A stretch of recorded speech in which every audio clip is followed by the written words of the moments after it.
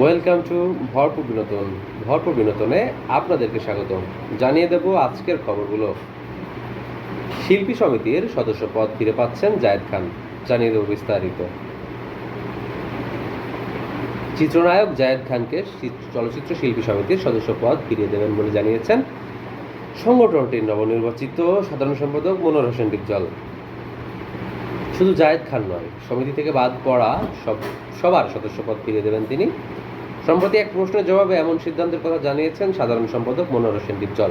তিনি বলেন, সমিতি থেকে যাদের সদস্যপদ বাতিল করা হয়েছে তাদের একজনকেও বাদ দেওয়া হবে না, বরং সবাইকে সদস্যপদ ফিরিয়ে দেওয়া হবে, পাশাপাশি আরও নতুন সদস্য নেওয়া হবে। তিনি আরও বলেন, ঠিক কী কারণে জায়েদ খানের সদস্যপদ বাতিল করা হয়েছে তা আমার জানা নেই, তবে বাদ দেওয়াটা মনে হয় বেআইনি হয়েছে।